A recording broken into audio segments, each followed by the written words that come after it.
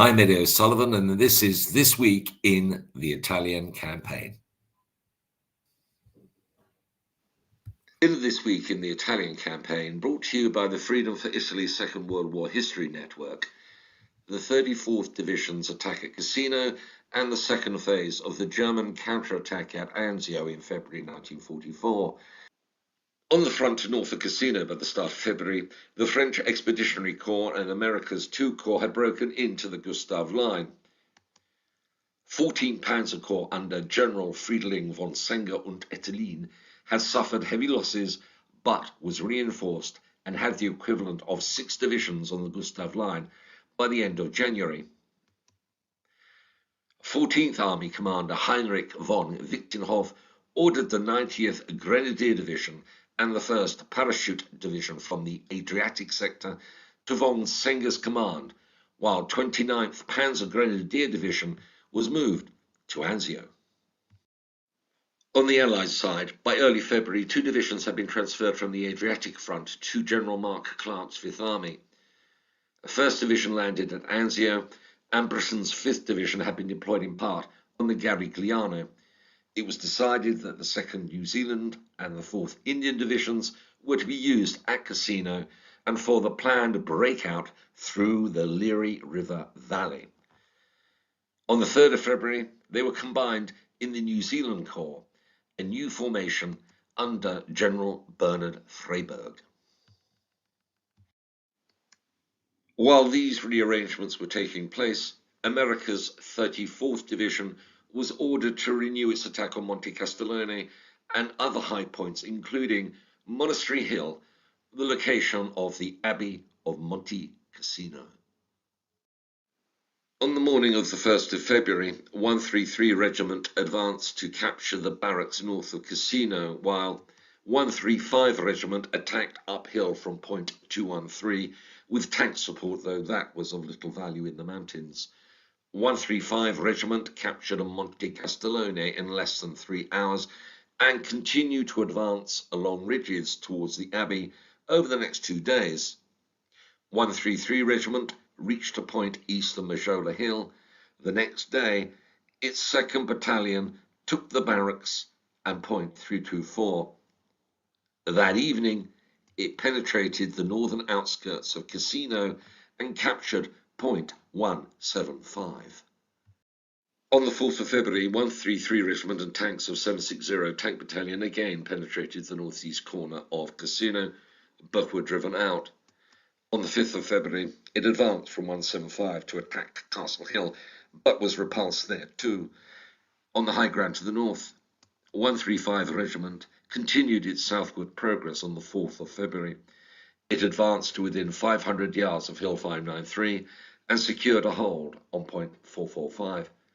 There was little progress on the 5th as the 34th Division regrouped, but a squad-sized platoon fought its way to the walls of the Abbey and captured 14 prisoners from a cave on Monastery Hill before withdrawing.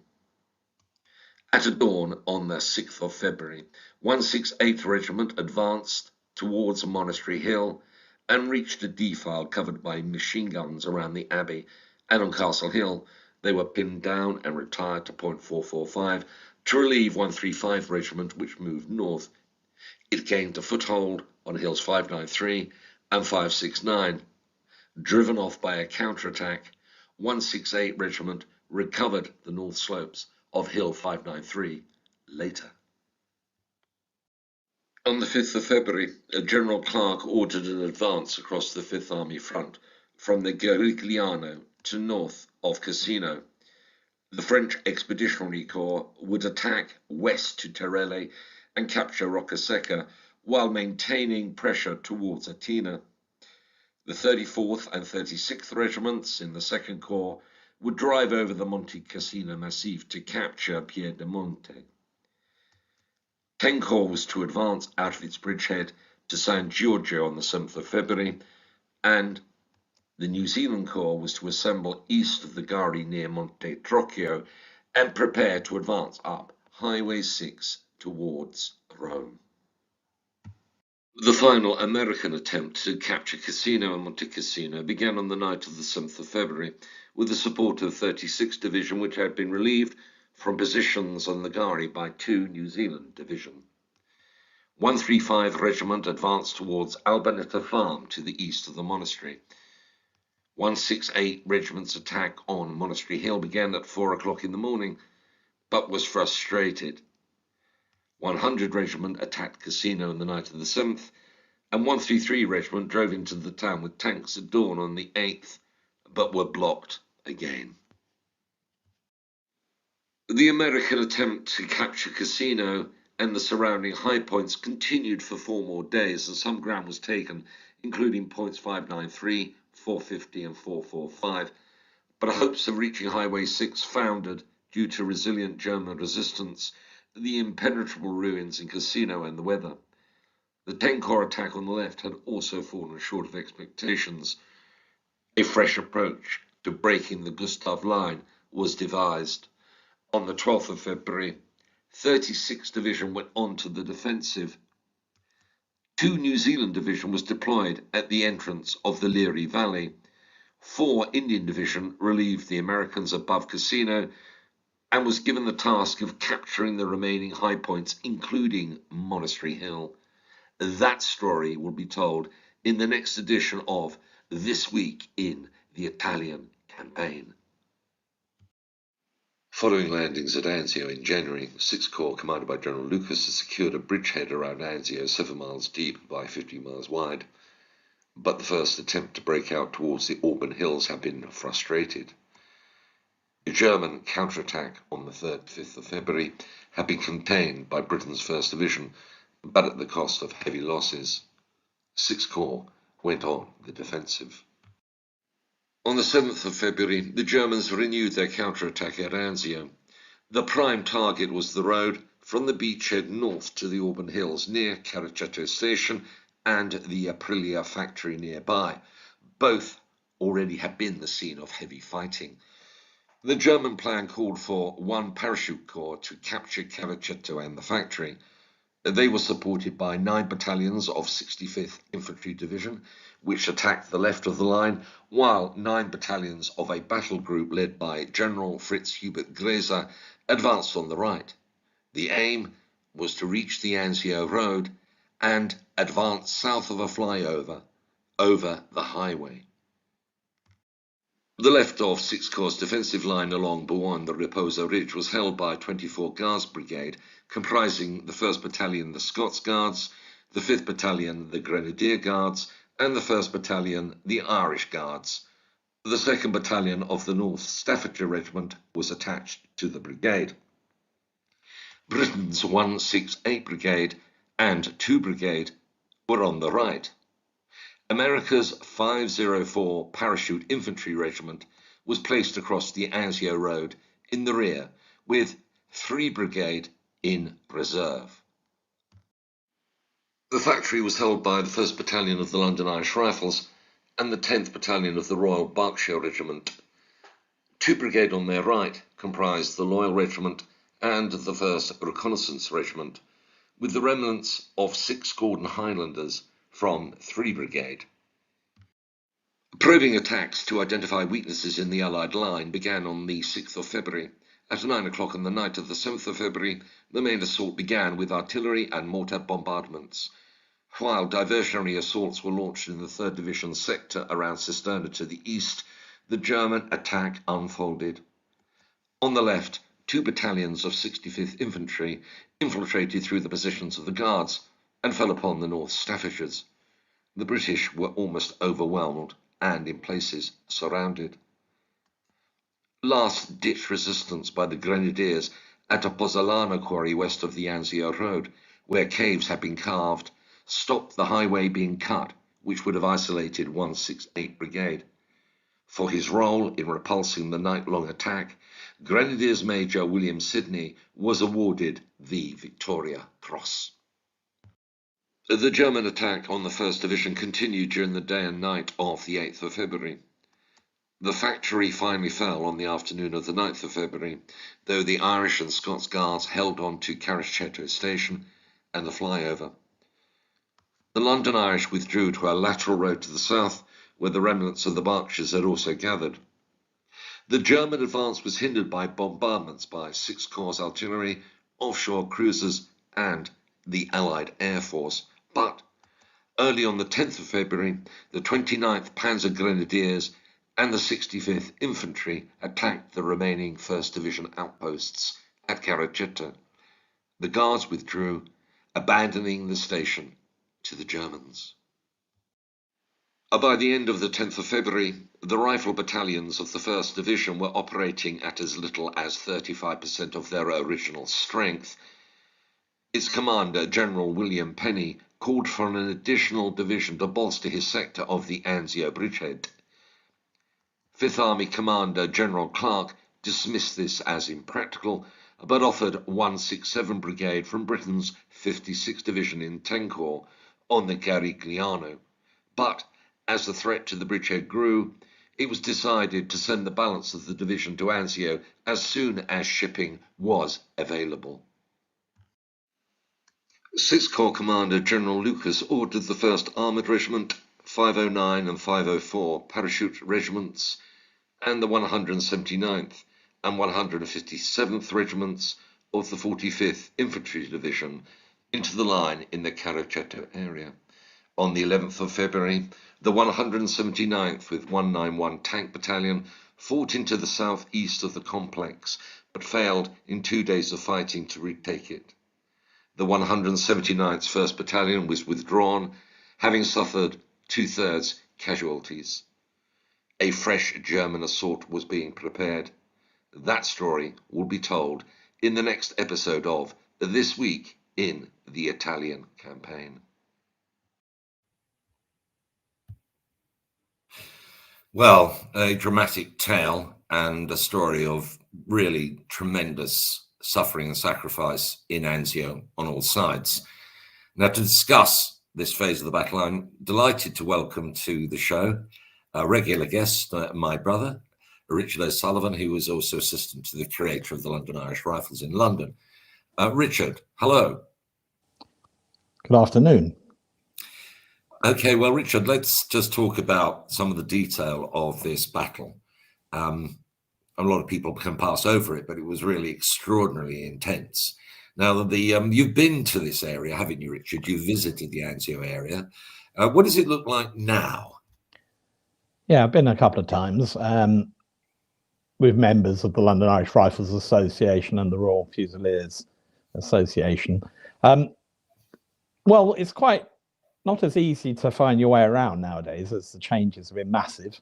The area around the factory, for example, Aprilia, was completely destroyed, and you can see the pictures from 44. It's quite distinctive buildings there, but the whole area is completely wasted. So now in that area, it's quite tricky to find. It's obviously much more urbanized, not into a London urban sense, but still quite a lot of development since 44, obviously.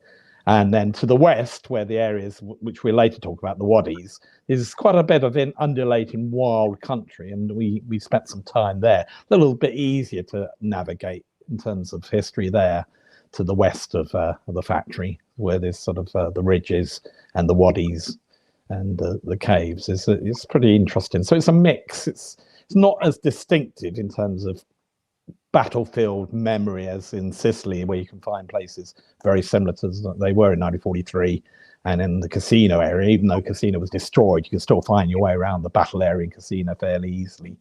So in this area, this specific area, the 1st Infantry Division front, and also the London Irish were there in 168 Brigade, is quite different now than it was 80 years ago. Yes, and you look at the photographs, and they're amazing photographs from 1943 and 1944. You can see that this area, which had been an expression of the modernization processes that Mussolini and his fascist regime wanted to bring, and they had drained what had previously been a malarial swamp, and that had only been done in the previous 20 years or so. And so what you've got is this area, and you look at the pictures, it was a drained swamp, and there was very little cover in terms of tree cover. There are very few buildings, a few farms that had been built. The Aprilia factory was brand new, right there, done in a modern style. carefully designed as an industrial complex to create employment. And there was a quarry, the quarry that we mentioned, which is on the left of the Anzio road as you go north. That was a pumice stone quarry, which had dug down about 20, 30 feet. So it was an open cast quarry, and caves had been excavated that were used by the guards, particularly the Coldstream guards, for cover and as a base. That area was very open, and as you were aware, from the Auburn Hills, the observation from the Germans was very clear. They could see everything. Very little cover. There were just two main roads, and the Auburn, the road through the Caraceto and beyond, was just kind of open. And you can look at the photographs there. It's a very open area. And the other complication and difficulty for the First Division, obviously, was that these channels, which had been used to drain the swamp, provided wonderful cover for infiltrators. So when the attack against the left through Juan Raposa Ridge, there were channels which made it impossible for the defenders to see the enemy infiltrating. They were the formations were under strength anyway. They were occupying outposts that were not connected. There was not a trench line, and they were looking out and seeing what was going on. And a lot of the time, they could not see the Germans advancing, particularly not at night. And then on top of that, we had the incident with the Grenadiers. The Grenadiers held the gully area to prevent the 65th Infantry Division of the German Army from penetrating to the road. And their aim was to cut off the road. If they cut off the road, then they would isolate 168 Brigade and the London Irish, and that would be a disaster for that formation. And they held out during the night, often very close fighting. You can see the painting that was done that I showed the Coldstreams holding the gully. Really close fighting, and Major Sidney, who got the Victoria Cross, and he was seriously wounded, but he was lobbing grenades at close. You threw about 30 grenades to hold back the Germans. It was close and very intimate. It's sort of fighting you'd associate with the First World War. It was carnage, very high casualty rates, holding on against, in this instance, heavily. They were outnumbered, often surrounded. The North Staffordshire were overwhelmed, and the casualties were very high. Another person who actually was injured in Anzio, later became very significant in Britain, was Marmaduke Hussey, who became chairman of the BBC in the 80s. And he had, I met him, and he had one leg. And that was a result of injuries sustained when he was in the Coldstream Guards in the battle for the Gully. He was taken prisoner.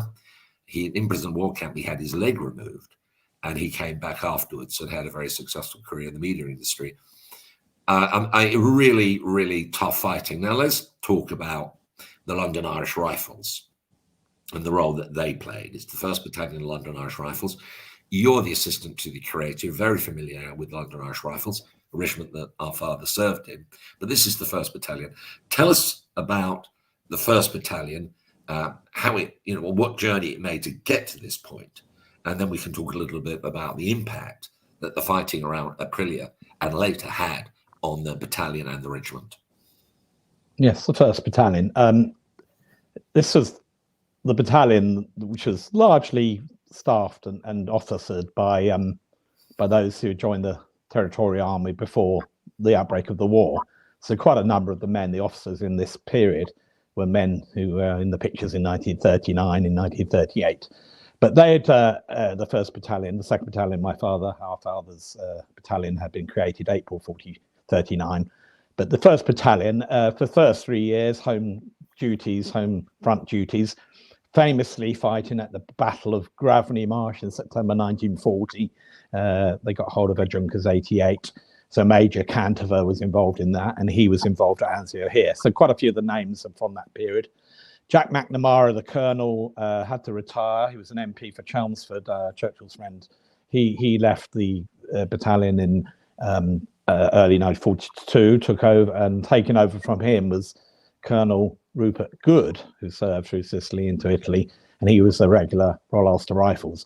But their journey overseas started in August 42. They went to Iraq, and possibly as a it happened a few times. 168 Brigade, which represented the 1st Battalion London Irish Rifles, the 1st Battalion London Scottish Regiment, and the 10th Battalion Royal Berkshire Regiment.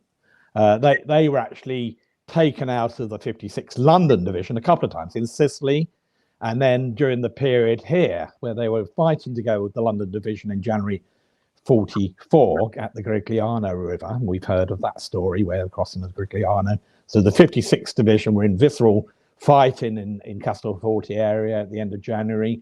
The London Irish, the 1st Battalion, suffered 250 casualties alone in 7 days in January 44 at Castelforte. And they were about to be put back into the line at Castelforte at the end of January 44 when they got a message through. Colonel Good got the message, you're going to Anzio. So actually, in some respects, they thought, oh, relief, we're out of Castelforte, Grigliano, suffering there, but we're put into the Anzio area and arrived in Anzio. And there's a good picture of them arriving on the 3rd of February 44, walking up the Via Anziate, looking very cheerful. That's in the Imperial War Museum site. And it's clear they were going into the line with an expectation, I think, of initially being in, a reserve, the 168 Brigade, to be brought in to support the 1st Infantry Division.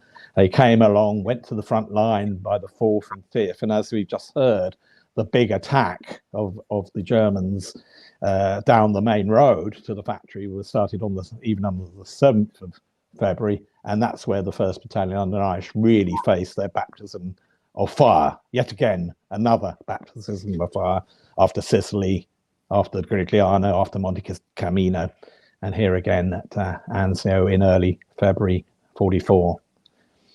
So the fighting, this is around the Aprilia factory. We saw the photograph of the Aprilia factory before the war.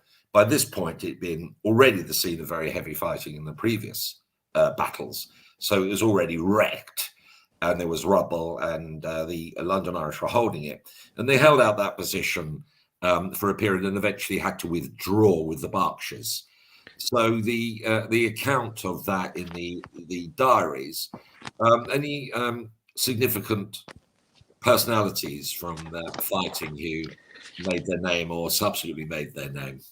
Yeah, many actually, but I'll pick a few out. And just to be clear, actually, the war diaries of the 1st Battalion London Irish Rifles are not found. They were lost during this fighting period. So very interestingly, he says, not being there, that it must have been in a situation where there was so much panic and no ability to do the proper admin. The war diaries don't exist either in England, at National Archives or anywhere else. So we rely on personal accounts. Just to flip up a picture of Colonel Good, if you can see him, he was the commanding officer at London Irish Rifles for a period here. So on the 7th, the build-up is as described in the regimental history. From the 7th onwards, the attack was coming forward. D Company was out front. Major McMahon, his name. He was a pre-war territorial. He was leading D Company. They were out front in the area of the factory. On the evening of the 7th of 8th, there was a platoon went missing, and they asked to withdraw because they thought they were being cut off, D Company. And the order came back from high up, and Colonel Good directed and said, you cannot withdraw, you've got to fight to not quite to the last man, but this is vital that you stay. And D Company, of course, were very concerned about this, and everyone was. But in the evening of the 8th and 9th, D Company, all 3 rifle platoons disappeared, captured. And of course, those men who were captured. So in a rifle company of about 100, just about every person was captured or lost, wounded, or killed in that period overnight on the 9th, 8th and 9th. So Major Mann was wounded. He later described the event that he was wounded and he was captured, taken back to Italy and beyond to Germany. So capture, men were disappearing, being captured, as with the Americans at Cisterno area, the Rangers. But this is critical. So over this period, there were very interesting, markedly brave and visceral accounts. Richard Haig, another gentleman, Lieutenant Richard Haig, was resting, I think, in one of the just arrived. He was resting, and he was called up to command B Company because the commanding officer Hardy had been wounded. So Richard Haig, who I met a few years ago, since of course he's not around anymore, Richard Haig described it. He said he was having a jolly old time, understated, obviously, wasn't having a jolly old time, but that's how he described it. He was called up to take on the leadership of B Company, and his account, or the citation of the military cross he was awarded for his actions on the 7th of February, described him as being wounded twice, 3 times, but still fighting back. And as you've just mentioned in other accounts, he was literally throwing grenades at the Germans who were attacking him in person, in his face. So there's so many occasions during this period, it seems, with one company totally being wiped out. So it's the 7th to the 10th of February. The account is that they lost 80% of their rifle strength. So what started out as 4 rifle companies could only muster 1 in total, a hybrid company by the 10th. Another thing to observe of this period for the London Irish is that because of the casualties at the Garigliano River, many of the long-term officers who had been through Sicily and into Italy had been wounded. They did later come back for the second half of Anzio. So Harry Lofton, for example, and John Cantifer, who we mentioned from 1940, both wounded. They did come back to Anzio for the second period of this, but up to the 10th, they'd lost some very experienced OCs. Bill Brooks is another gentleman who was awarded a second military cross for his actions in leading C Company here. So a lot of the accounts are through the regimental history, not the war diaries. So you could argue that some of it is written a little bit later, and also the citations of the accounts of the men who are awarded military medals and military crosses for this 7th to 10th period, the starting point for the London Irish. So by the end of this encounter, as we heard, that the London Irish were the Berkshires, so these are the formations of 16th Brigade, which had, as we know, was detached from 56th, so it was put into an unfamiliar command structure in which the senior officers didn't really know each other. By the 10th, roughly 400 men, what you will call riflemen and officers who were actually doing the fighting, had been reduced to 100. So 300 had been lost, killed, wounded, and a lot taken prisoner, as you subsequently learned. So a battalion had been reduced effectively to 100 men who are standing and able to fight.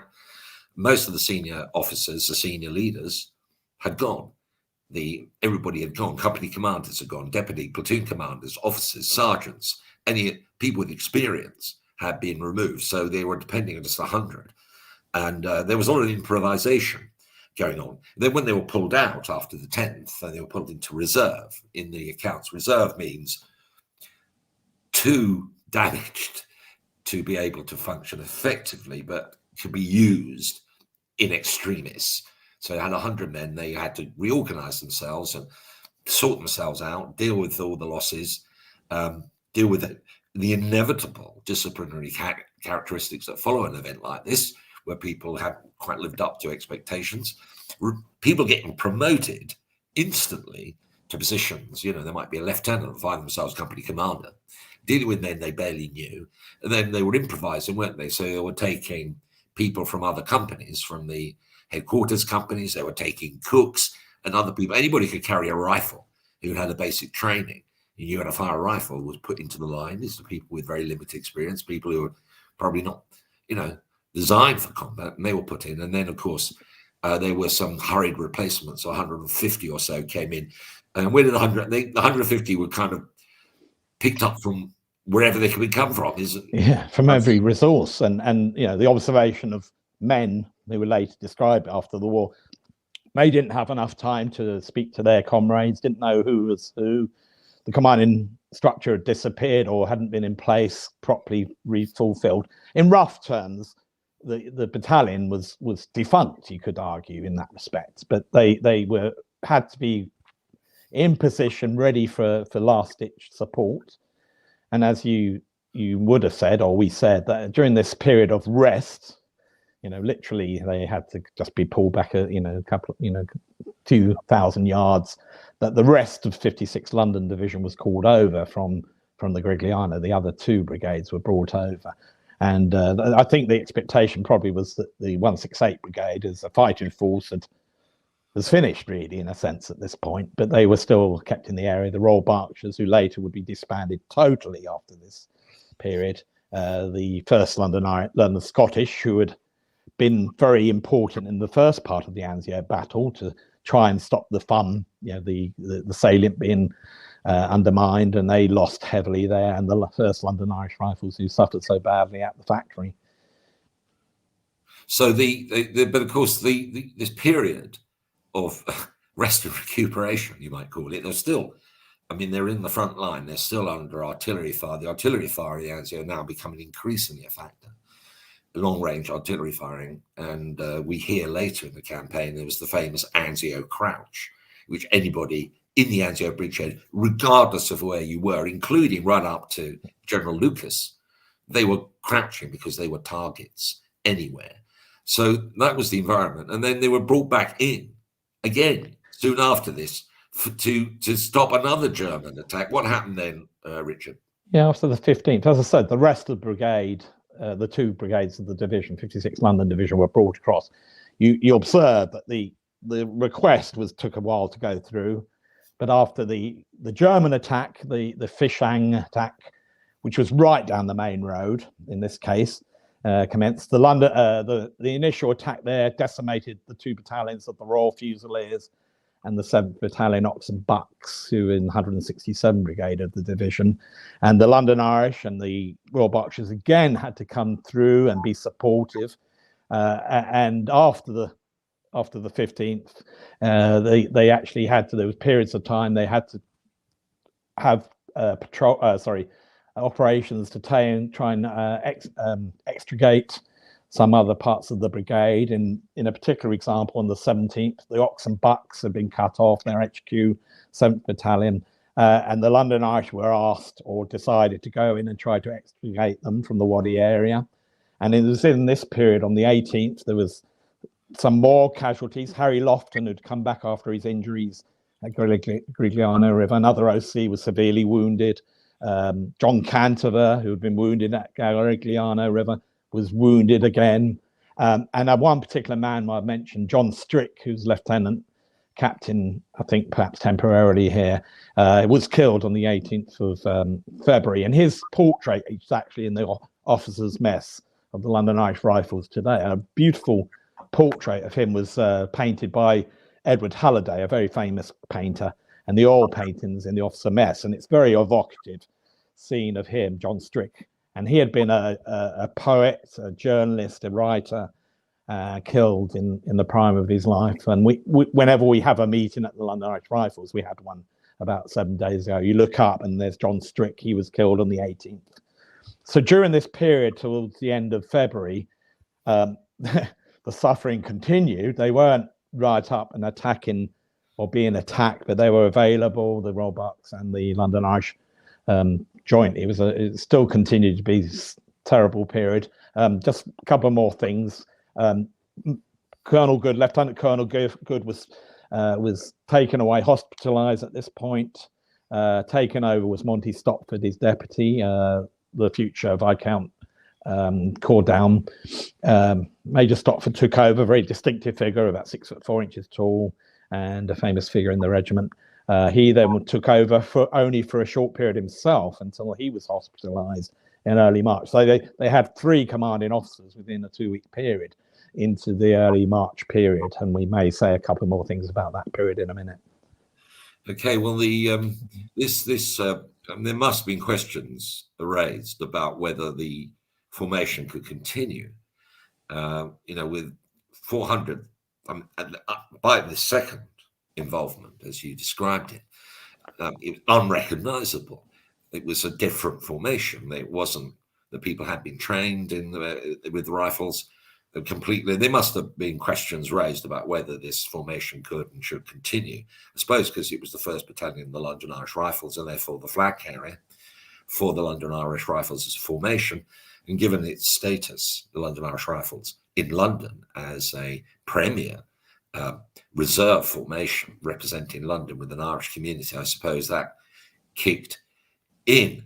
But But this, as you described, the carnage that the 1st Battalion suffered is one of it influenced the post-war, the ability of the post-war story to be told, because we're the sons of a 2nd Battalion London Irish Rifles veteran, and they were involved in various serious fighting in Tunisia and Sicily, and then the whole of the Italian campaign. But I just got a feeling that the 2nd London Irish Rifles story was kind of easier to tell because fewer of the kind of key eyewitnesses were removed, as that happened with the Anzio campaign. Do you think that's a fair observation? Yeah, I think sort of nuance in that, and it's true. The 1st Battalion, and as the flagship, indeed, it's a territorial army or an army reserve outfit. The 2nd Battalion existed. It was almost 2nd Battalion London Irish was almost disbanded in Tunisia, as we know. But in fact, in this period, the 1st Battalion Irish Guards, in effect, was turned into a cadre because they could found it much more difficult to bring guardsmen in. But the memory, I think the feedback I gained from the older statesmen or older members of the association is that they felt the 1st Battalion had an unlucky war. You know, not only were they divided up on occasion from their home division, you know, the 168 Brigade in both to Sicily and here was taken out for periods. The consistency of leadership and brigadiership. We know the Irish Brigade, after Tunisia was terrible for the London Irish, of course, 2nd Battalion.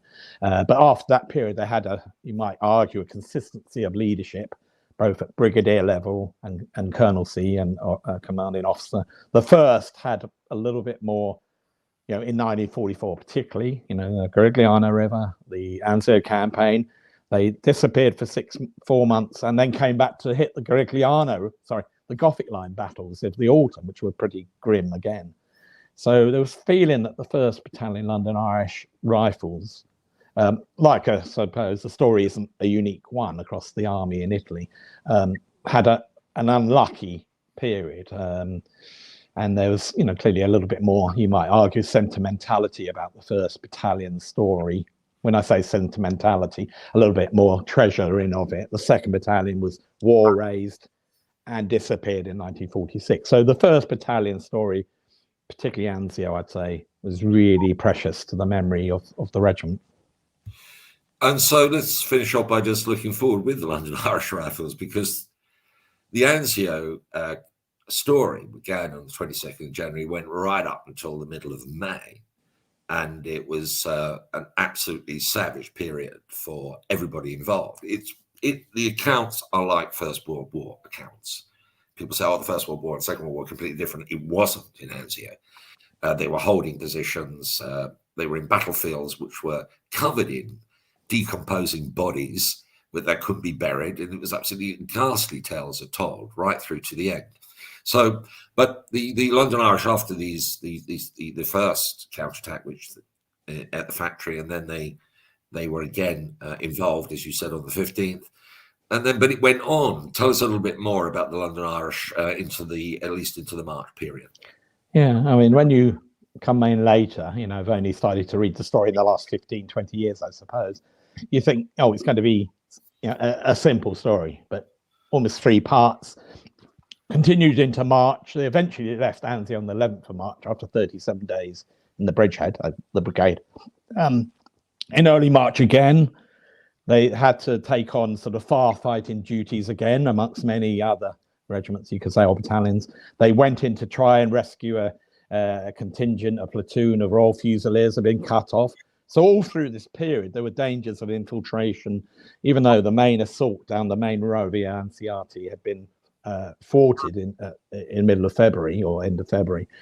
Still into March, there were difficulties for specific elements of the division. So the London Irish, again, in 2nd and 3rd of March, they had to send special teams out into trying to rescue Royal Fusiliers. And one particular story of Mervyn Bonham Carter, quite a well-known historical name, family name. Mervyn was a pre-war territorial, come all the way from 1939 into 44.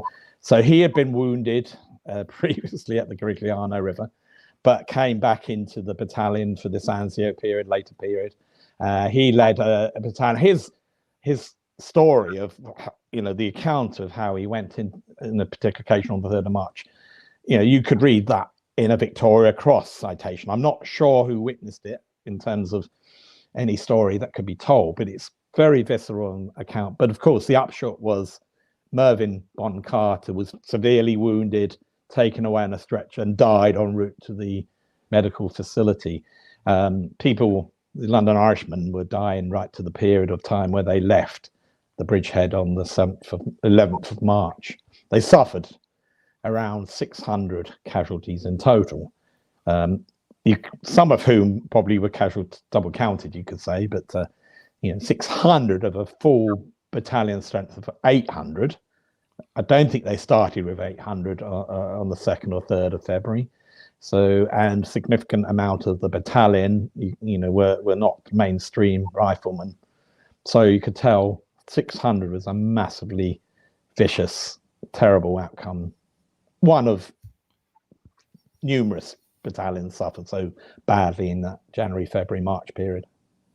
Yes, and you mentioned Bonham Carter, and he's a cousin, actually, of the famous actress Helena Bonham Carter. Yeah, second cousin. So they got joint great grandparents. You might say someone who died in 44 at a mid-20s age, and a lady now who's an actress, a well-known actress, in 2024. But they're actually on the same generational level, direct second cousins. Interestingly, if you look at Burke's peerage, you can see so one grandfather, there were two grandfather brothers. One was 17 years older than the other. So Helena's grandfather is 17 years younger than Mervyn's grandfather. So hence the generational shift.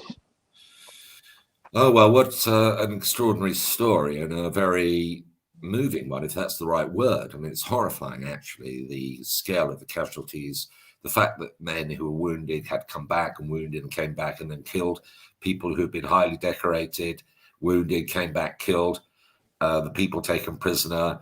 What a terrible experience for, obviously, it's not just the 1st Battalion of the London Irish Rifles, it's a common experience throughout the war.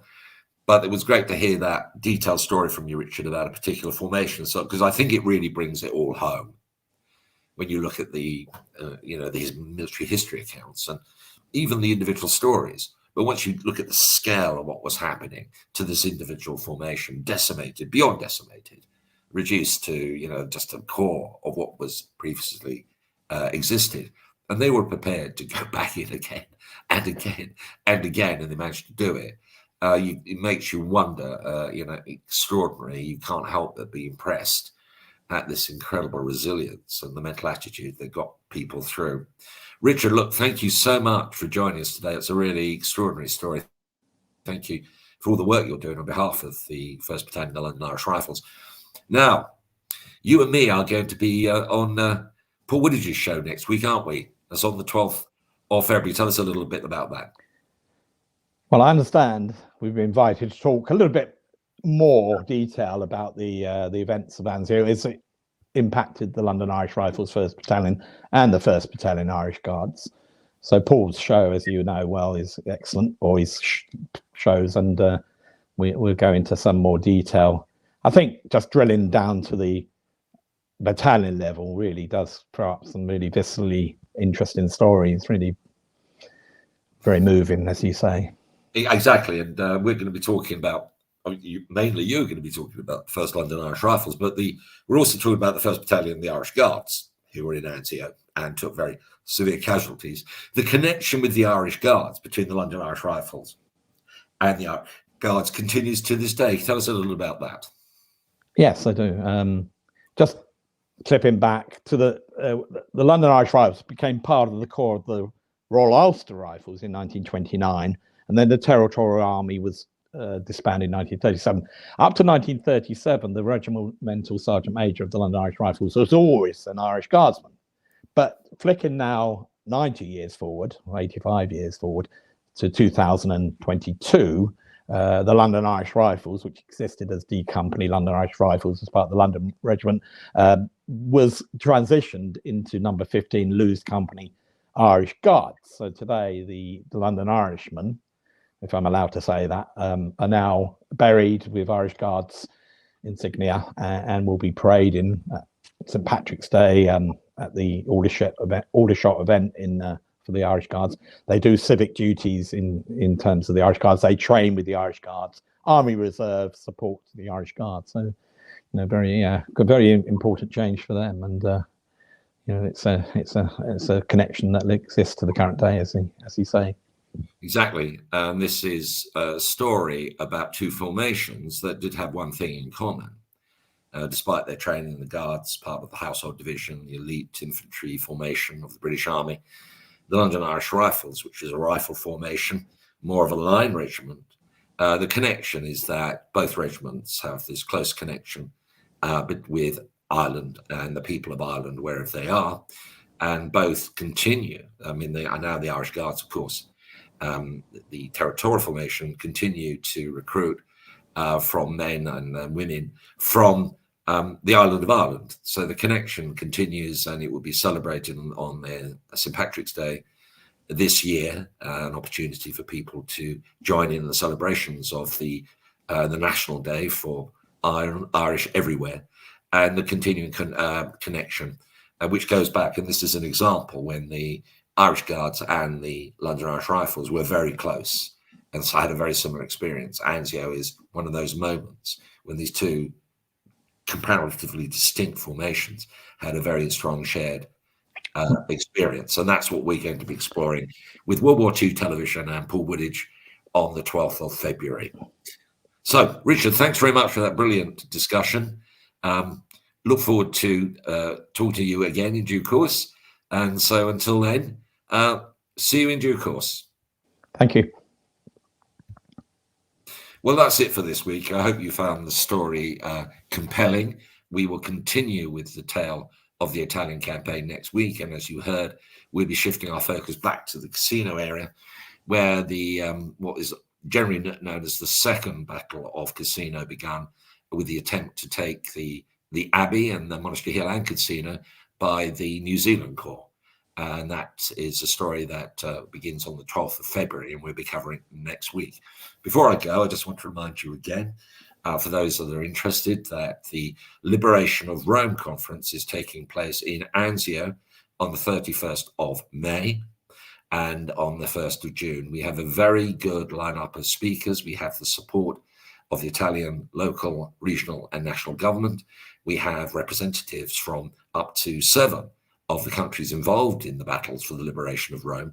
We have some expert speakers, historians, as well as representatives of the institutions of memory in Italy and elsewhere. So the registrations are now open. If you go to the Eventbrite site, you can book your place there.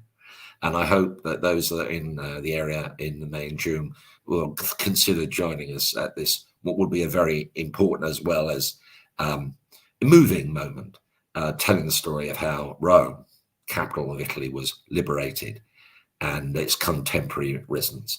So that's it for today. We will be back again next week. Well, it's with another edition of This Week in the Italian Campaign. So until then, from everybody here, it's goodbye, good luck, and may God bless you all.